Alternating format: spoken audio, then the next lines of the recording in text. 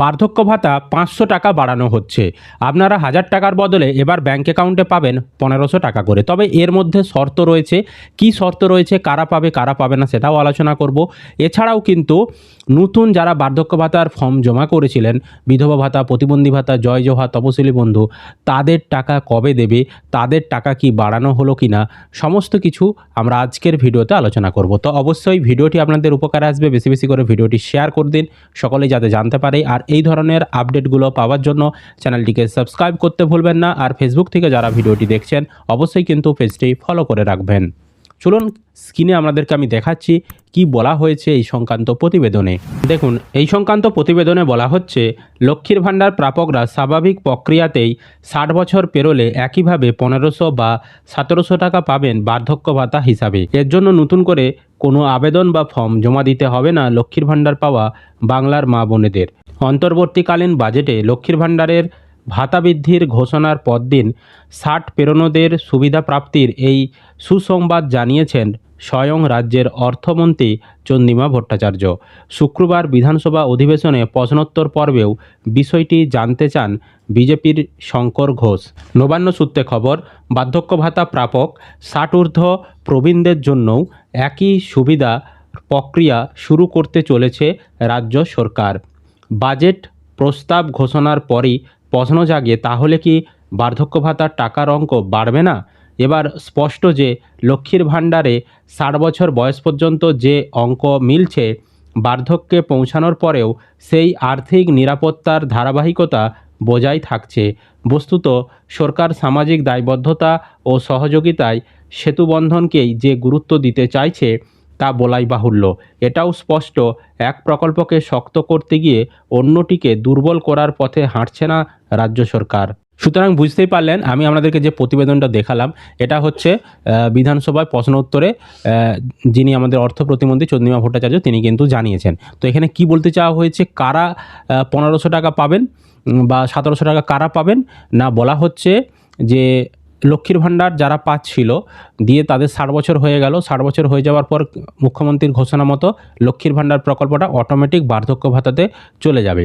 ঠিক আছে, তো ওই যে বার্ধক্য ভাতাতে চলে গেল, যাদের লক্ষ্মীর ভাণ্ডার থেকে বার্ধক্য ভাতাতে ঢুকছে একমাত্র তারাই কিন্তু 500 টাকা অতিরিক্ত পাবে। ঠিক আছে, কারণ তারা লক্ষ্মীর ভাণ্ডারে ইতিমধ্যেই এখন 1500-1700 টাকা পেয়ে আসছে। এবার তাদের 60 বছর হয়ে গেল, যখনই 60 বছর হয়ে গেল তাদের আবেদনটা বা তাদের যে নামটা সেটা চলে যাবে অটোমেটিক বার্ধক্য ভাতাতে, এবং সেখানেও কিন্তু তারা লক্ষ্মীর ভাণ্ডারে যেমন 1500-1700 পাচ্ছিল ঠিক সেইভাবেই কিন্তু তারা ওই বার্ধক্য ভাতাও প্রতি মাসে মাসে পাবে। বোঝাতে পেরেছি? তবে যারা এমনি প্রতি মাসে মাসে এখন 1000 টাকা করে পাচ্ছেন তাদের কিন্তু কোনো রকম টাকা বাড়ায়নি।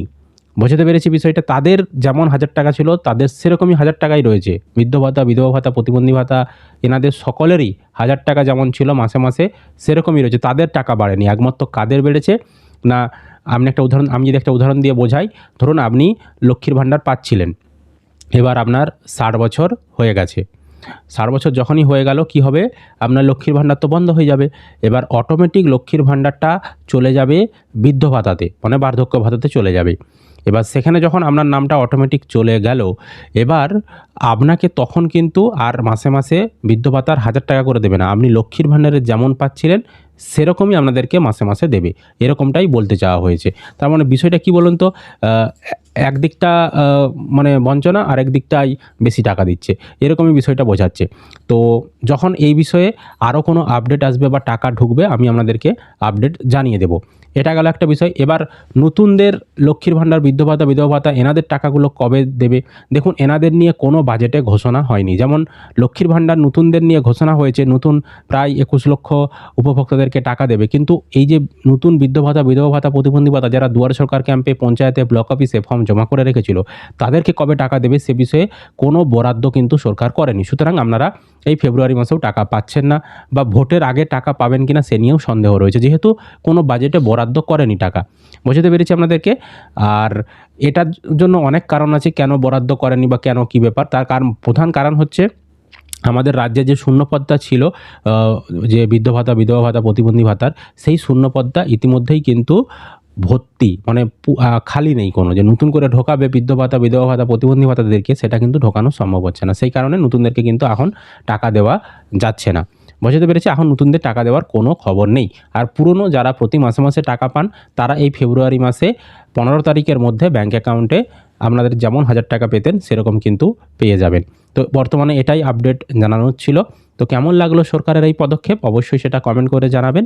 আর এই ধরনের আপডেটগুলো পাওয়ার জন্য চ্যানেলটিকে সাবস্ক্রাইব করে রাখবেন। ফেসবুক থেকে যারা ভিডিওটি দেখছেন পেজটি ফলো করে রাখতে ভুলবেন না।